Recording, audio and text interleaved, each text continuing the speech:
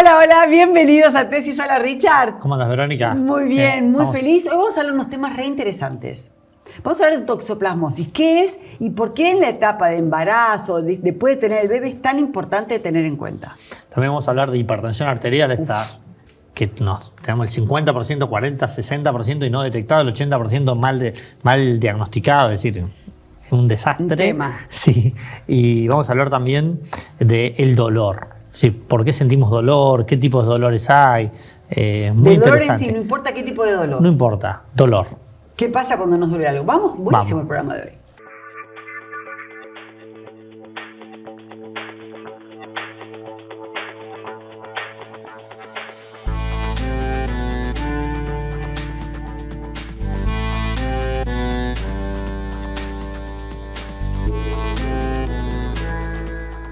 Bueno, Richard, vamos a tocar un tema hoy que mucha gente lo escuchó y a veces te queda medio en la duda. Es la toxoplasmosis. Vamos a hablar de eso, que especialmente cuando uno está embarazado, como que ¡ding!, pone las alertas. Estamos con la doctora Valeria Girón, ella es pediatra.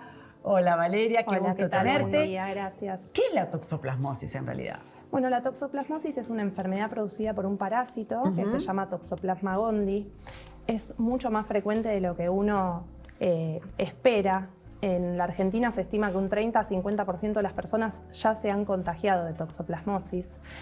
El tema se produce en el embarazo, cuando genera más miedos, digamos.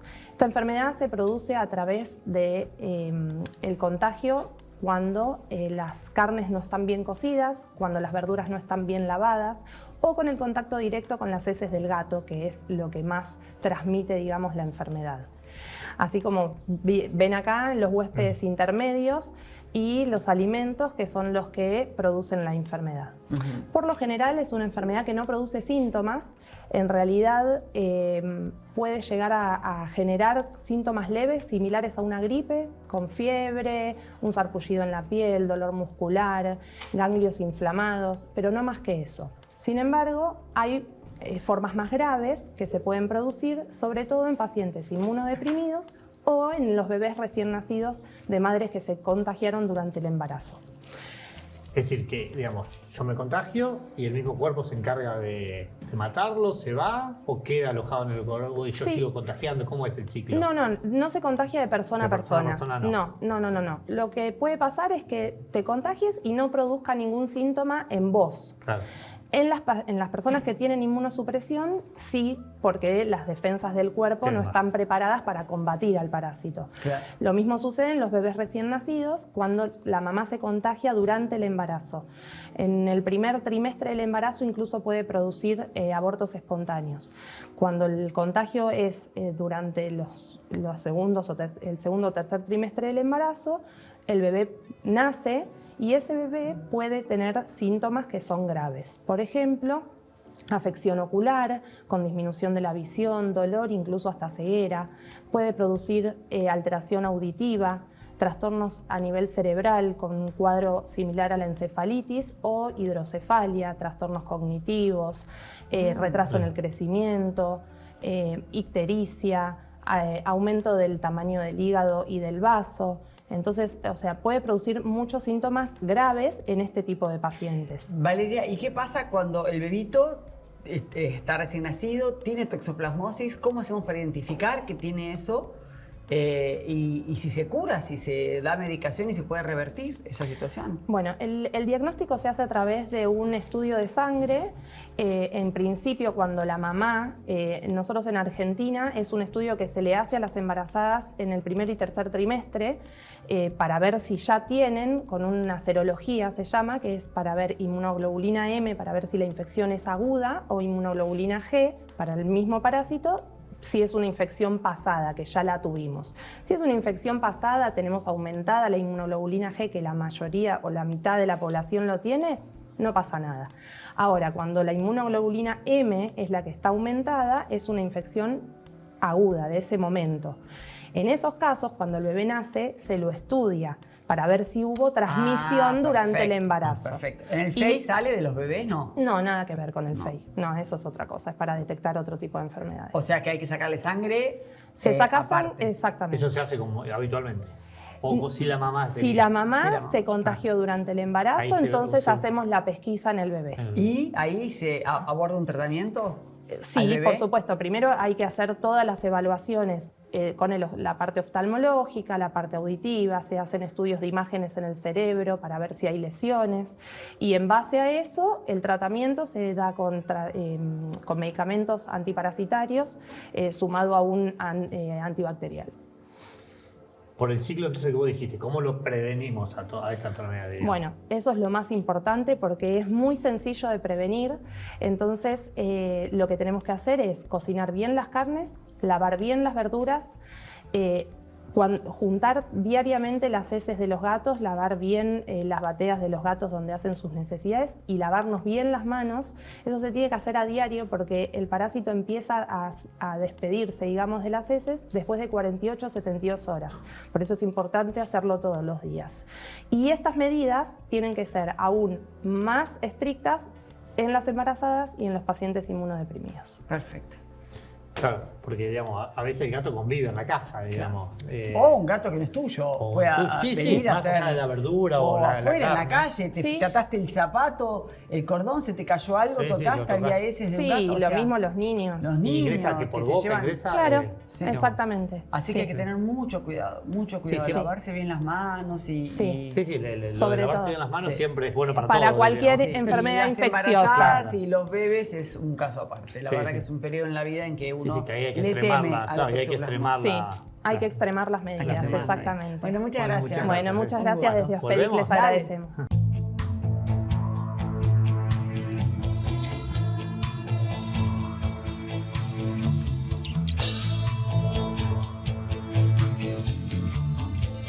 Simons, descansá en primera clase. Estamos con el doctor Sergio Garzón, él es médico especialista en dolor. ¿Qué tal? ¿Qué tal? ¿Cómo les va? ¿Cómo estás, Muchas gracias Sergio? por la invitación. Sergio, ¿qué se trata esto? ¿De por qué sentimos dolor? ¿Qué es el dolor? ¿Qué tipos de dolores podemos tener? El dolor es un síntoma complejo que a veces es simplemente la expresión de una enfermedad, un aviso, pero a veces se convierte en el problema principal de la vida de una persona. Nuestra principal referencia es la definición de la Asociación Internacional de Estudio del Dolor, que lo define como una experiencia sensorial y emocional que es desagradable para la persona y que se asocia con una lesión o que es similar a una lesión. Es decir, que no necesariamente tiene que tener la persona una lesión corporal para explicar la presencia de dolor. Y ese dolor puede presentarse en forma real, como puede ser un esguince, una cefalea, o como les decía, a veces es simplemente la enfermedad del paciente, como ocurre en algunos síndromes dolorosos complejos, como la fibromialgia. ¿Qué es lo más importante cuando sentimos dolor? El poder expresarlo. ¿Qué pasa cuando la gente no tiene la capacidad de expresar ese Sí. malestar? ¿No? Una de las principales cosas que tiene que pensar la gente es que cuando aparece un dolor es un síntoma de alarma. Por lo tanto, debería motivar la consulta. Algunos dolores generan que esa consulta se tenga que hacer mucho más rápido. Una cefalea con síntomas neurológicos, un dolor de pecho, un dolor abdominal con fiebre, merece que la persona vaya rápidamente a la guardia. En cambio, un dolor articular que aparece todos los días, que aparece sobre todo después del ejercicio, quizás tiene otros tiempos, pero sí que debe consultar, porque en la medida que el dolor va persistiendo en el cuerpo de una persona, va asociando cosas nuevas. Es muy común que alguien que tiene dolor crónico empiece a tener ansiedad relacionada con el dolor, empiece a aparecer depresión, le empieza a alterar su calidad de vida, ya no puede ir de compras, no puede pasarla bien con sus amigos, deja de visitar a su familia. Entonces, cuando empieza a alterar la calidad de vida, uno debe también realizar la consulta. Una pregunta, ¿las diferentes personas tenemos diferentes umbrales a estos dolores o todos sentimos igual? No, una de las características que tiene este signo-síntoma es que la experiencia de dolor es individual. Va a depender de experiencias que hemos vivido en la infancia, de respuestas emocionales que hemos tenido frente a situaciones de dolor. Va a estar alterada la respuesta de dolor por lo que nos está ocurriendo en la vida real, como puede ser estar en este momento deprimido, estar sin trabajo. Hay un montón de condicionamientos que hace que la respuesta de dolor sea individual. Ante la misma lesión, cualquiera de nosotros tres podría tener expresiones diferentes. Y uno lo puede ver con ejemplos clásicos de la vida. Entonces, un trabajador de la construcción que se golpea la mano no va a tener la misma respuesta emocional al dolor que una señora que se cae y se fractura la mano en una condición desafortunada. Entonces, la experiencia de dolor es individual. Y esta subjetividad del dolor, cuando las personas no tienen la posibilidad de, como los niños, ¿no?, de explicar bien que duele, o los adultos mayores, ¿cómo se hace desde un lugar de la medicina para indagar? Existen escalas y existen formas de poder determinar si una persona tiene dolor. Nosotros estamos acostumbrados a que la evaluación del dolor se hace con escalas simples, como las escalas numéricas, preguntándole al paciente de 0 a 10 cuánto te duele, siendo 0 nada de dolor y 10 el peor dolor de tu vida.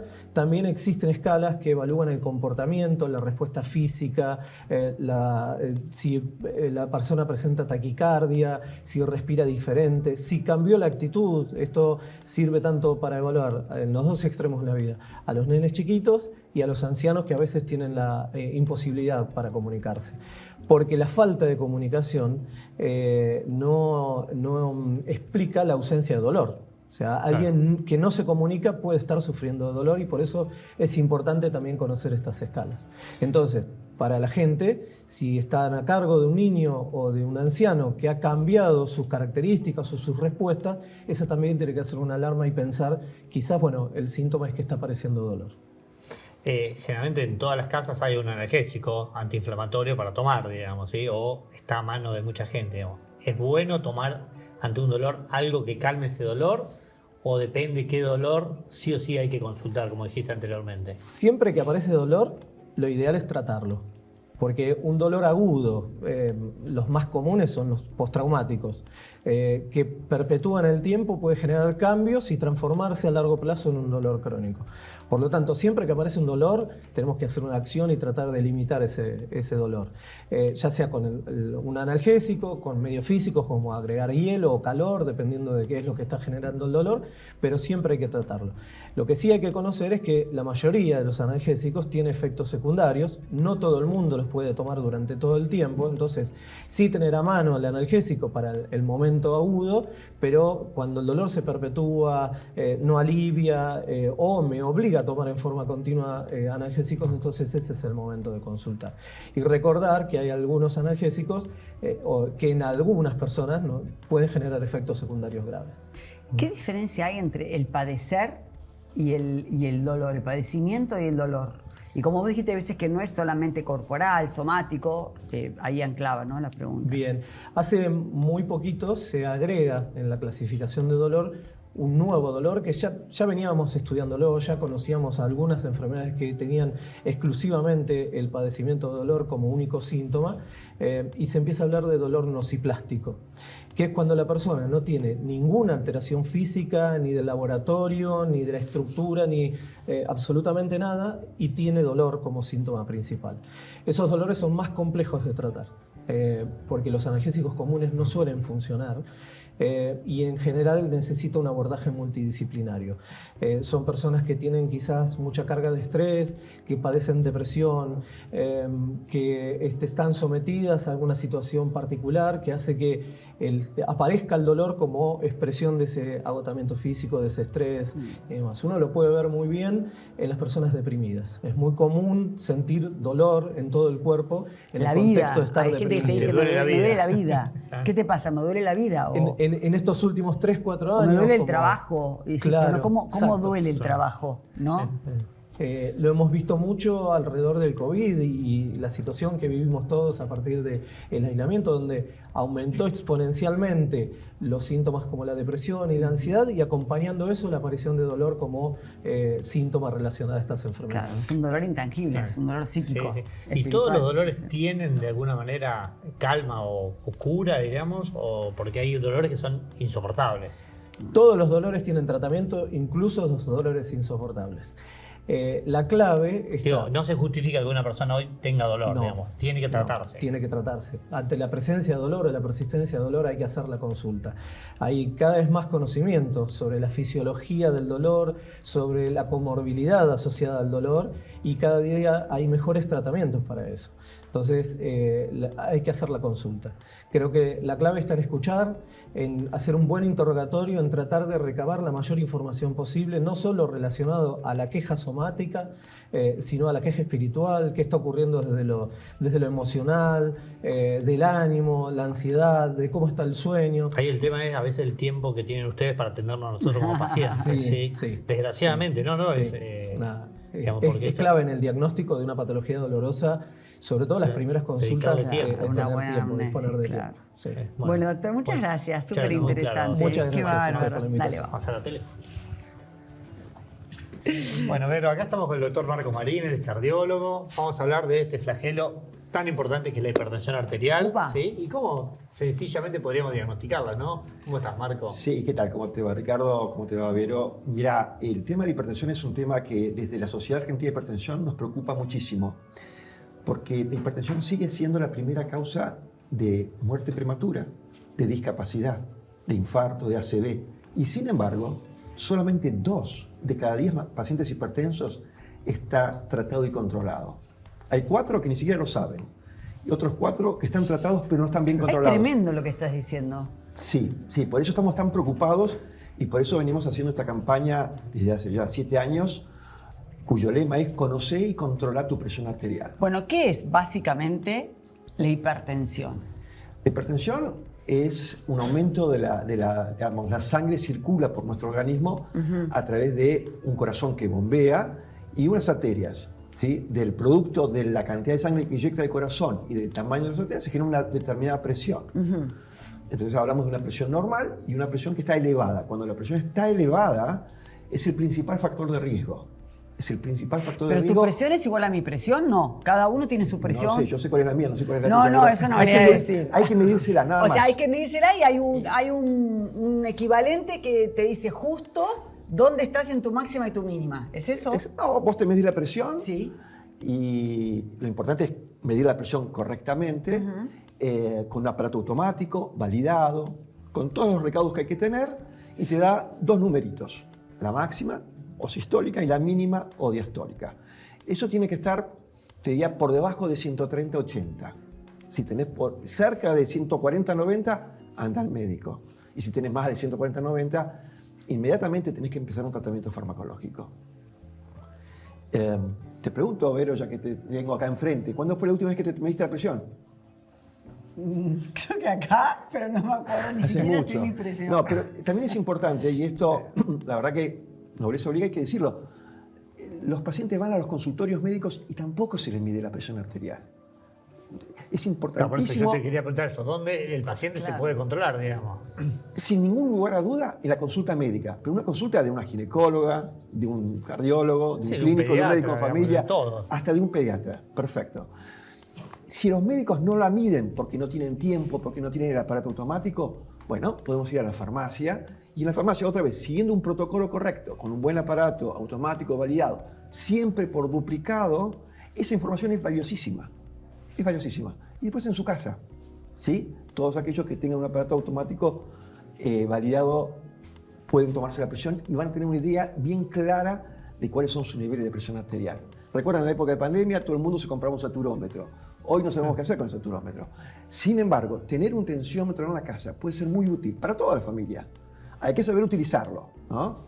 Porque a veces es bueno y otras veces caes en la obsesividad y te las pasas midiendo la presión y eso tampoco es bueno. Marco, vos hablabas de digamos, todo este protocolo y demás y que la gente sencillamente se puede controlar la presión, ¿sí?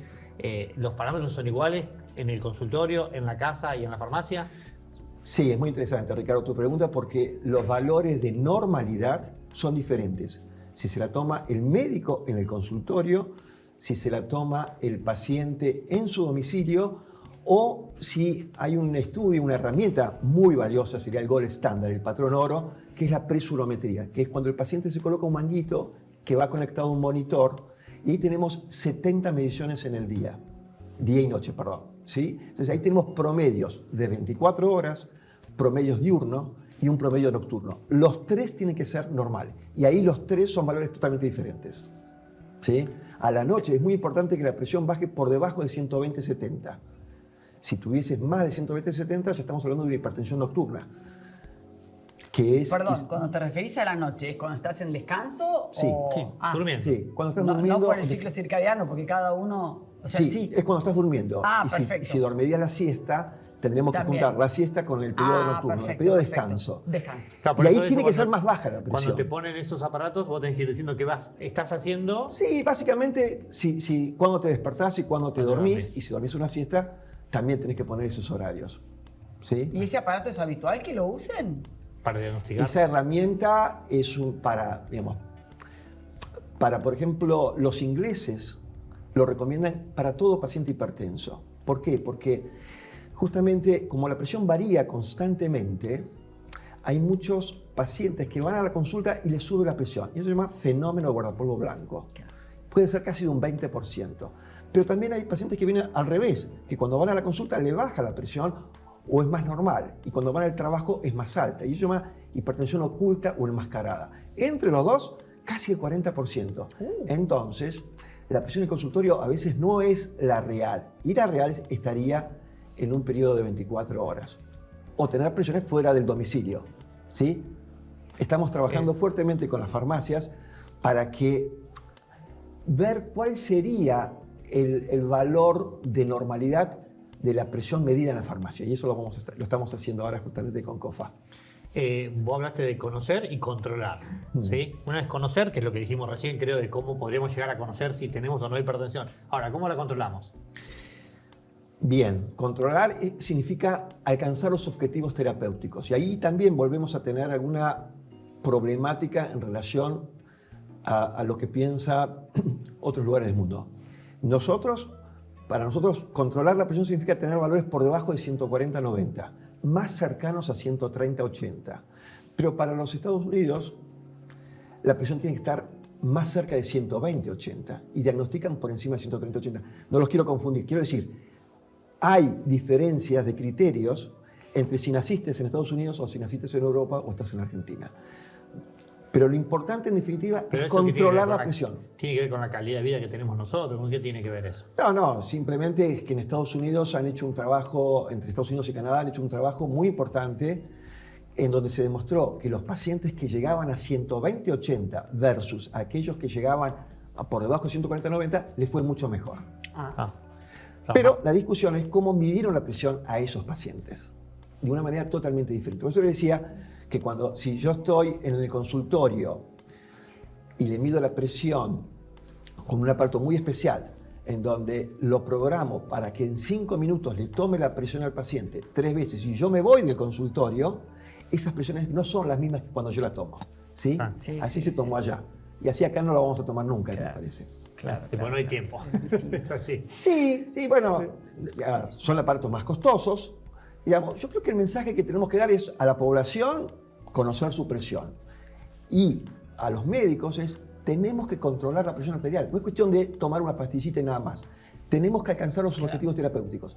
Porque, insisto, estamos hablando de la primera causa de muerte prematura, de discapacidad. Hoy en la mañana tuvimos una reunión en el hospital y un compañero había comentado un trabajo que salió publicado hace semanas sobre que el 50% de la población de los 60 años tiene enfermedad aterosclerosa. El 50% de las personas tiene enfermedad aterosclerosa. Y esa enfermedad comienza con la no corrección de los factores de riesgo, donde la hipertensión es lo primero, el tabaco, el colesterol, la diabetes. Son cosas muy sencillas para controlar. Perfecto. Bueno, Nos muchísimas convenció. gracias. Muchas Sí, gracias, doctor. Marco. No hay nada más lindo que ver a tus hijos felices. Por eso yo elijo fideos Marolio, que le dan sabor y frescura a las alegrías de todos los días. Spaghetti, rigati, moños, tirabuzón. Mamá, te amo. Marolio, una de las marcas más elegidas por los argentinos. Excelente lo del dolor, ¿eh? Qué bárbaro el tratamiento. Y por favor, no se dejen estar si tienen dolor porque es calidad de vida. Calidad de vida Y se eso puede va- tratar siempre, Claro. entonces no se Cuesta justifica abajo. tener dolor. Aunque uno esté en una etapa de la vida tal vez terminal, tiene que estar tratado ese dolor. Y la hipertensión arterial es ese flagelo que tenemos dando vuelta y que tan simplemente se puede controlar sabiendo que tenemos presión. Qué bárbaro, qué bárbaro. A controlarse la Sí, presión. sí, eso Y sí. bueno, toxoplasmosis, lo que dijimos, hay que prevenir Es mejor que curar. Bueno, gracias. Nos vemos la próxima. Dale, buenísimo.